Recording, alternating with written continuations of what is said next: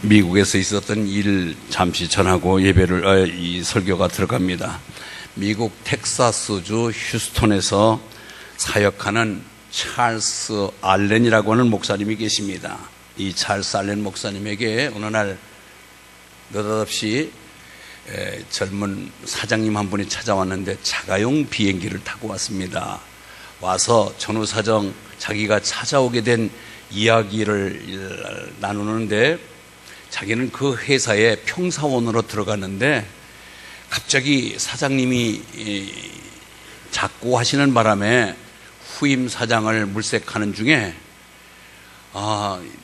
자기가 뜻하지 않은 갑자기 사장이 돼서 너무 업무에 과중한 업무를 담당하다 보니까 여러 가지 문제가 많아서 목사님의 도움을 요청으로 왔습니다. 그러는 거예요. 대개 보면은 큰 회사의 사장이 유고시에 그 부사장이나 전무나 아니면은 외부에서부터 경영 능력이 탁월한 그러한 외부적인 사장을 영입하는 것이 전례인데, 그 회사에서 이사진들이 우리 회사 사장을 잘 알고 업무 능력에 탁월한 사람을 세워서 사장으로 임명하는 것이 좋겠다 해서 그가 뽑힌 거예요. 평상시에 업무 능력, 대인관계, 그다음에 창의력, 또 그가 이렇게 모든 대인관계도 좋고 다 훌륭하다고 하는 정평이 나 있어서 만장일치로 그가 평사원에서 사장이 된 것입니다. 그런데 사장 자리가 바깥에서 사장을 바라보는 것과 사장 안에 들어와서 사장을 바라보는 것하고는 천지차이야. 아이고, 생산에서부터 판매, 그다음에 재고 정리, 수천 명의 인력 관리, 그리고 각종 건의사항을 처리하는 과정에서 인맥이 서로 충돌하는 과정, 이런 것들로 인해서 너무 머리가 지근지근 아픈 거예요. 야, 내가 괜히 사장에 발탁이 됐구나.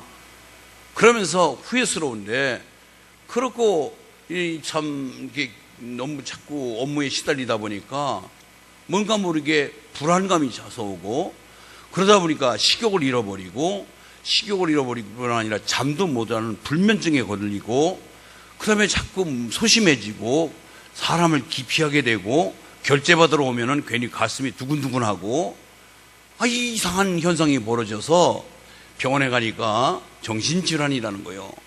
그래서 유명한 의사, 약사를 찾아서 처방을 받아봐도 다른 게 없고 신경질환이기 때문에 안정을 취하면 됩니다 하고 그냥 그렇게 처방을 내리는 것 때문에 도저히 자기로서는 그 굴레에서 헤어날 수가 없는 것입니다.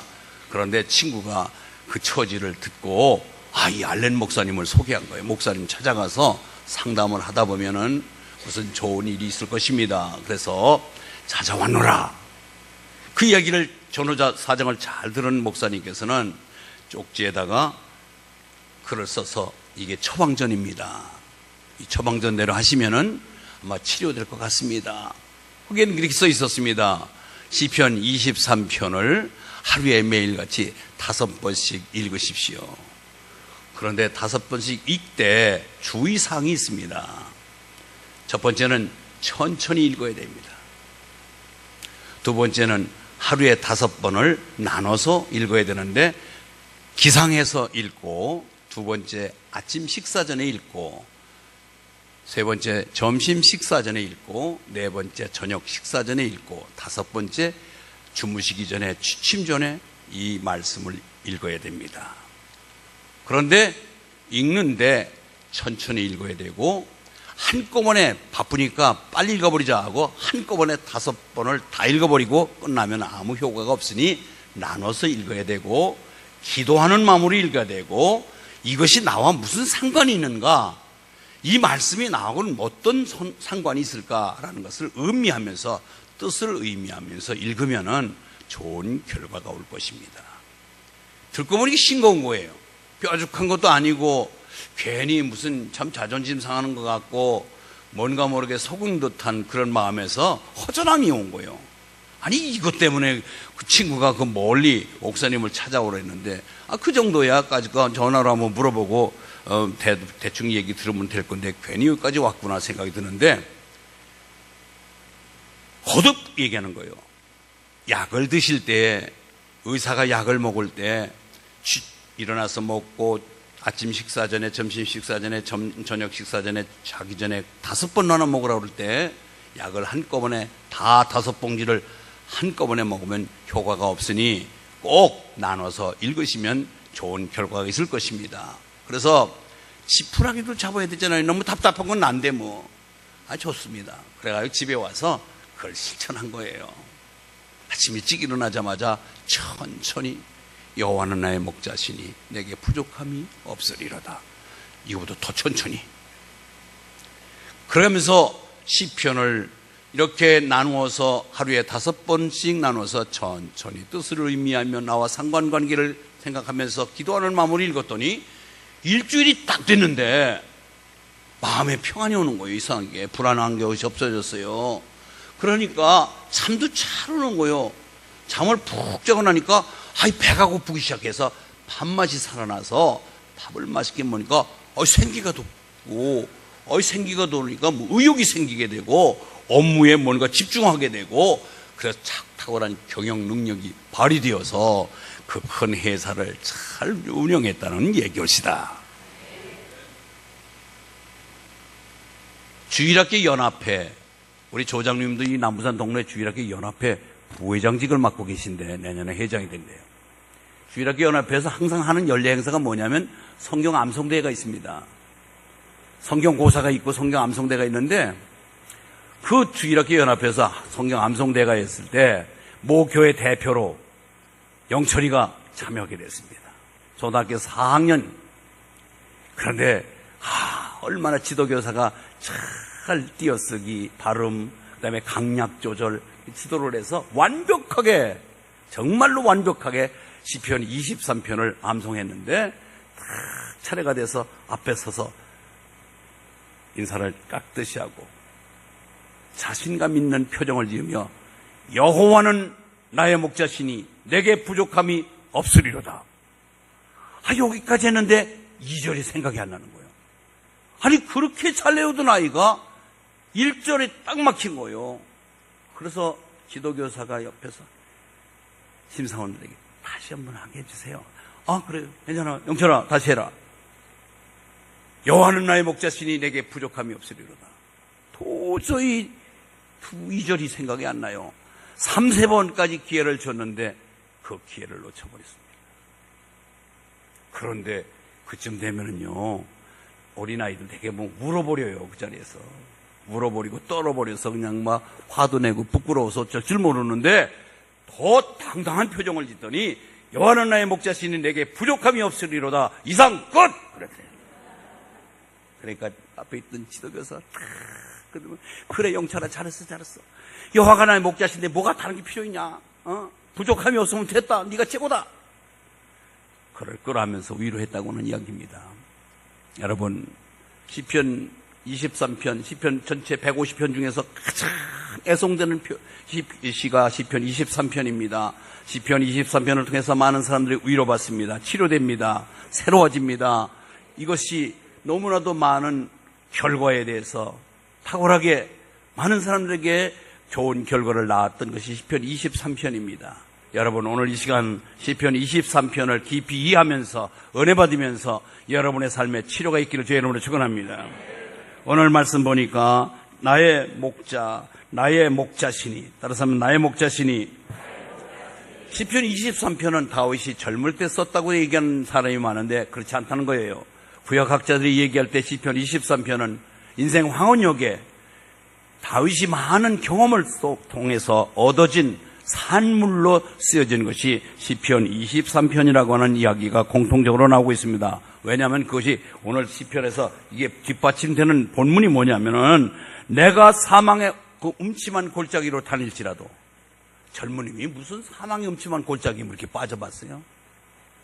그는 긴 세월 속에 사망의 음침한 골짜기 같은 깊은 내리막길도 가봤고, 그런가 하면은 원수가 보는 앞에서 상을 차려주시고 원수의 대적을 만나서 곤고함을 느껴보기도 하고 치열한 싸움도 해봤던, 그래서 모든 다윗이 인생을 경험해보고 난 후에 쓴 것이 시편 23편이라고 하는 것이 중론입니다.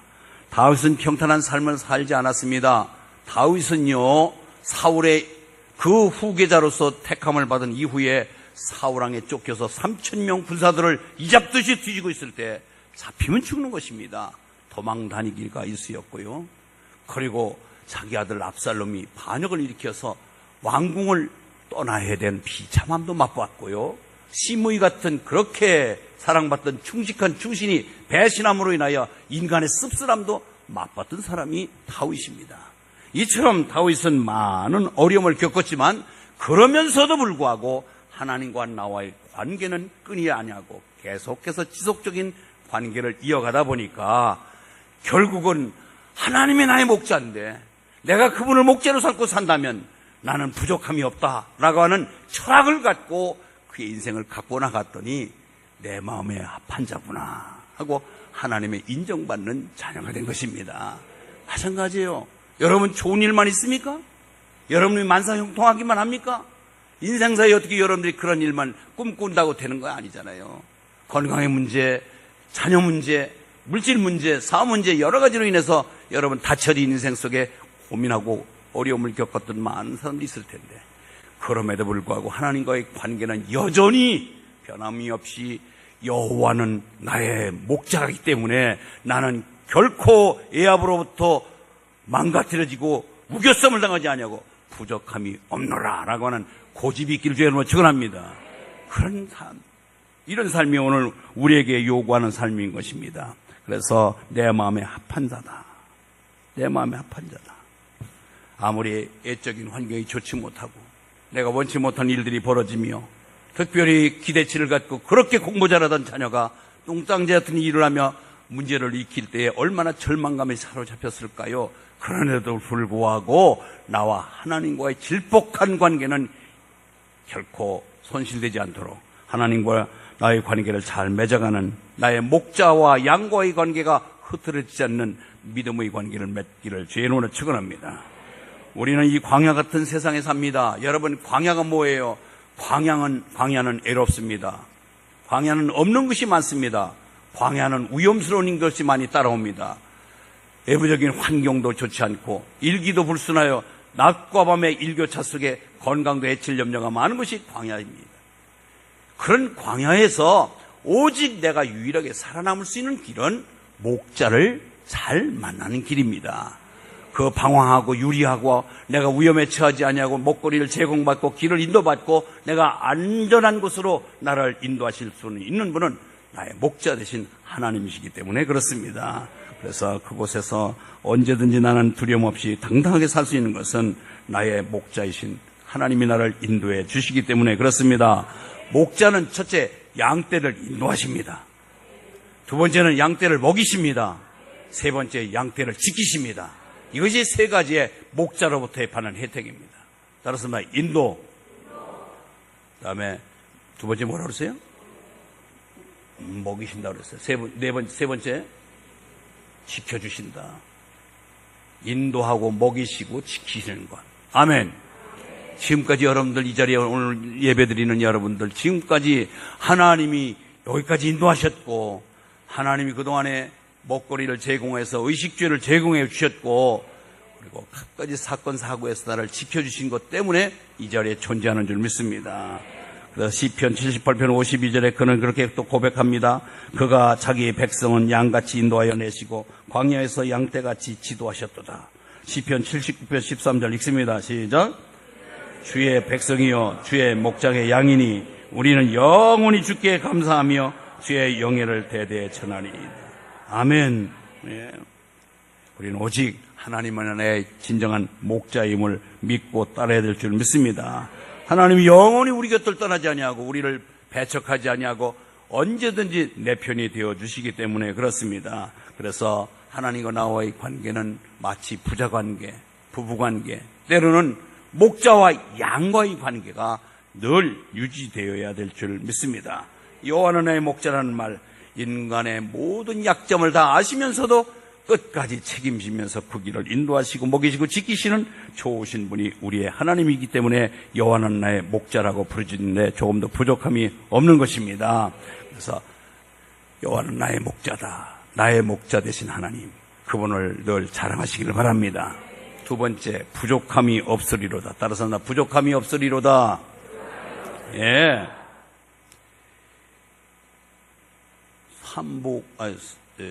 초복, 중복 지났어요? 안 지났어요? 초복, 중복 물어주니까 말복 물었나? 말복은 언제예요? 예. 어떻든 간에 이 삼복의 더위에 제일 많이 희생되는 짐승이 하나 있는데 뭘까요? 닭? 예. 요새는 개에서 닭으로 많이 바뀌었다고 그러는데, 여러분, 우리가 욕 중에 애매하게 늘상 사람들에게 희생을 당하면서도 제일 천한 욕할 때 자기가 해당돼서 억울해하는 개가 있습니다. 개자식, 개 같은 놈, 개만도 못한 놈. 그 정말 개가 얼마나 억울해요. 그냥 뭐 잘못한 것도 없는데 뭔가 욕할 때는 꼭 자기를 들여서 갖고 욕을 해다는데, 여러분, 중동지방에서는요, 개자식 하면 욕이 아닌데 제일 욕 중에 욕은 뭐냐면 양 같은 놈 하면 우리나라 개 같은 놈보다도 훨씬 모욕적인 욕이래요. 그거 아셔야 돼요. 그래서 그쪽 중동지방에 가서 괜히 양 같은 놈 그러면 큰일 나는 거예요. 조심해야 돼요.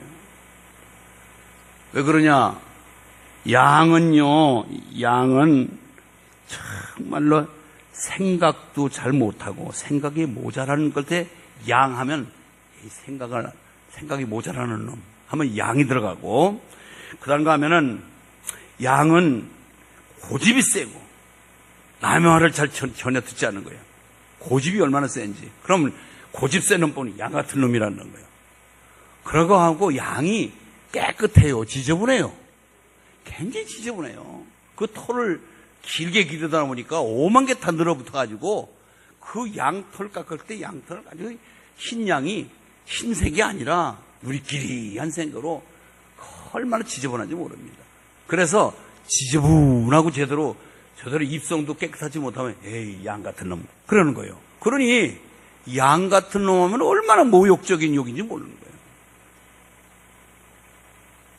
양은요 연약해 보이고 힘이 없어 보이는데 양이 얼마나 힘이 센지 뻗치고 앞발을 딱 뻗치면은요 앞만 끌어도 고집이 얼마나 센지 양을 제대로 끌어낼 수가 없다는 것입니다. 이렇게 양이 지저분하고 별로 긍정적인 평점을 받지 못하는 그런 양인데, 양을 그렇게 성경에도 좋은 쪽으로 평가되지 못하는 것이 시편 53편에 증거가 되어 있습니다. 시편 53편 6절에 보니까 이렇게 되어 있습니다. 한번 읽어볼까요? 시편 53편 6절에 읽습니다. 시작. 그만, 거기까지 보겠습니다. 우리는 다 양 같아서 하필이면 우리 보고 양 같다는데 양이 뭐요? 그릇 행하는 거요. 일로 가라면 절로 가고 절로 가라면 일로 가고 꼭 딴짓한다는 거예요. 그릇 행한다. 그 다음에 각기 제갈 길로 가는 거예요. 한 길로 가야 되고 정한 길로 가야 되고 바른 길로 가야 되는데 기분 따라 돌아다니는 거예요. 각기 제갈 길로 가는 거예요. 이게 양이라는 거예요. 그런데 그 양을 우리를 비유할 때 양 같다고 하는 거예요. 양 같다. 그러니까 양은 고집스럽고 별로 좋은 쪽으로 평가되는 동물은 아니라는 것을 우리가 알 수가 있습니다. 여러분, 그럼에도 불구하고 목자가 있어야 되는데 이 양은 목자 잘 만나면은 고집 피우지 아니하고 순한 양이 되어서 푸른 초장에 떠쳐다니고 쉴만한 물가에 가서 쉼을 얻고 물을 먹으면서 건강하게 자랄 수가 있으니 아무리 그릇 행하는 양이라 할지라도 목자 잘 만나면 행복한 양이 되는 것입니다. 그래서 누가 뭐래도 우리는 목자와의 관계를 잘 맺어가기를 주의 이름으로 축원합니다. 여러분, 목자 방금 얘기했잖아요. 양은 그릇 행하고 제 갈 길로 가는 거예요. 그런데 이 양을 잘 지도하고 그래서 인도하고 먹여주고 지켜주는 그 목자가 여러분과의 관계가 되면 얼마나 정말 여러분들의 삶이 안락한 삶이 되겠느냐 이 말이에요. 그런데 모세는 그 양의 생리를 잘 알기 때문에 그런 얘기를 했습니다. 민수기 27장 17절에 보니까 여호와의 회중이 목자 없는 양과 같이 되지 않게 하소서. 따라서 읽습니다. 시작.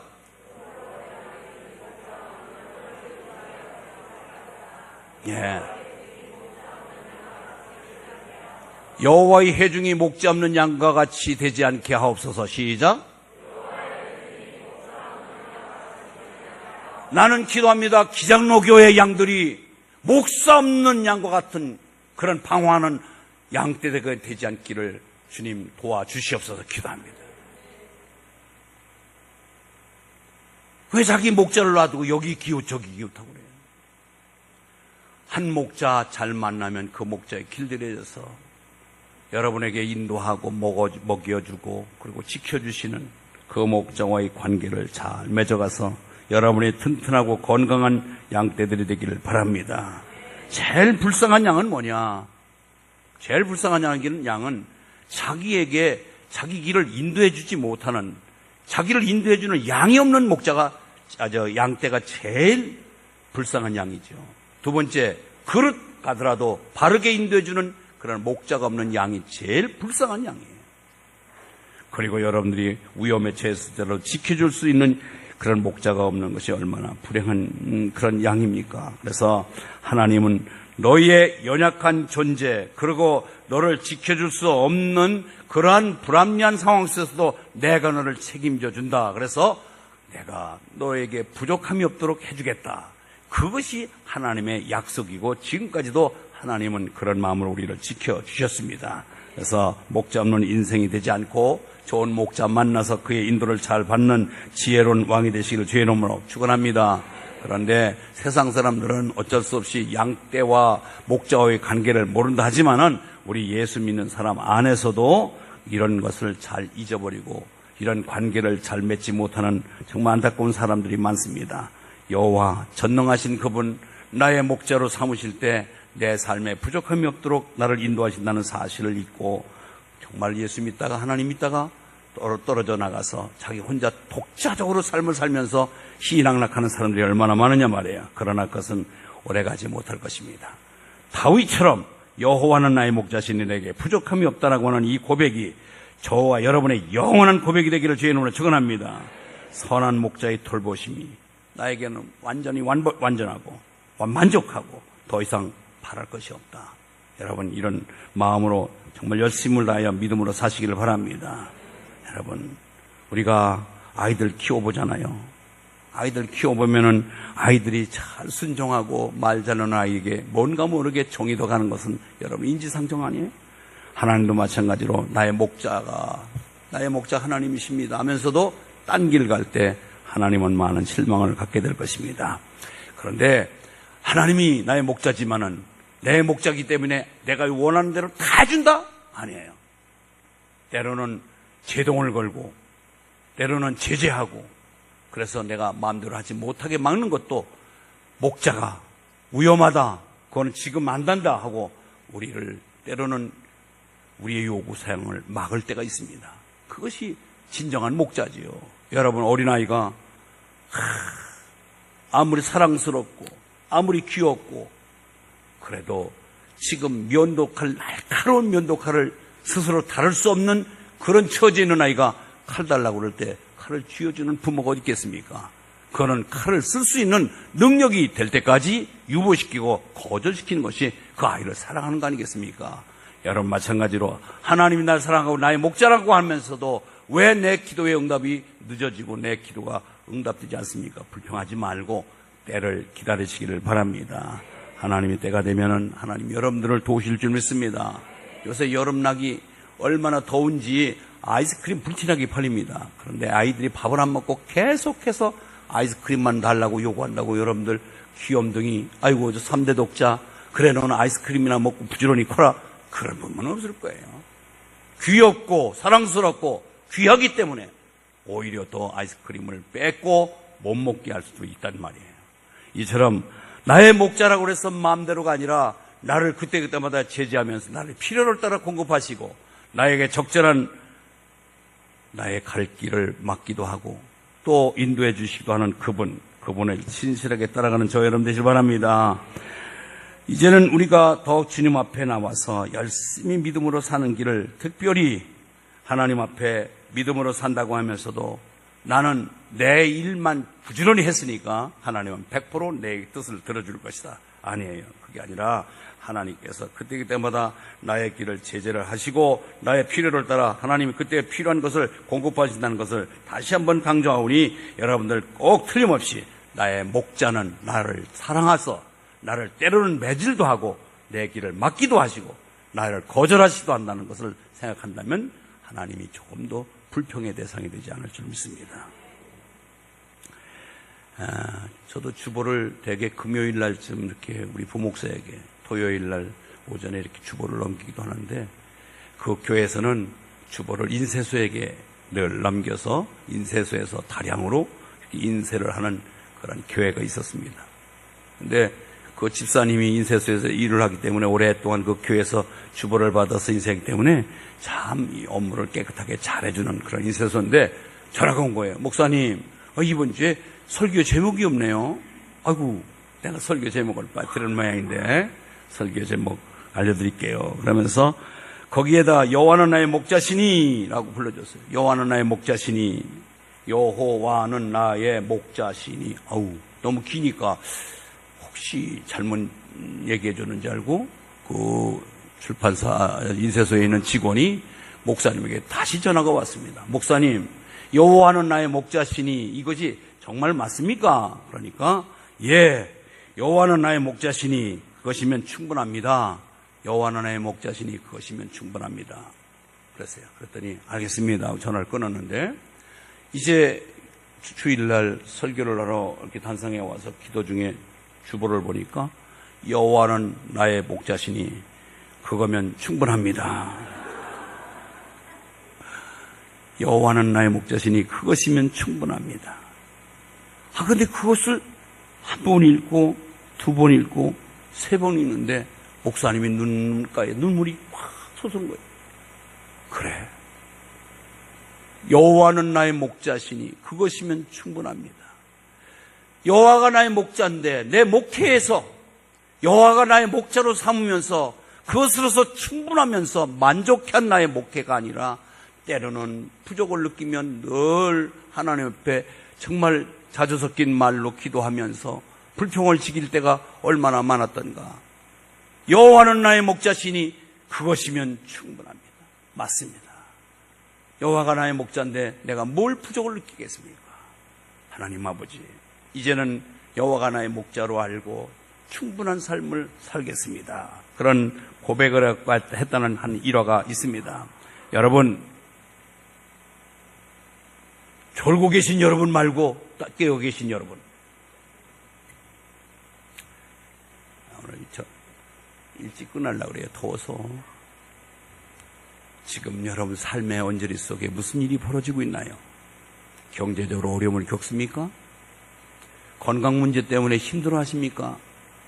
자녀가 내 뜻대로 따라주지 않고 곁길로 가는 것 때문에 소갈이를 하고 계십니까?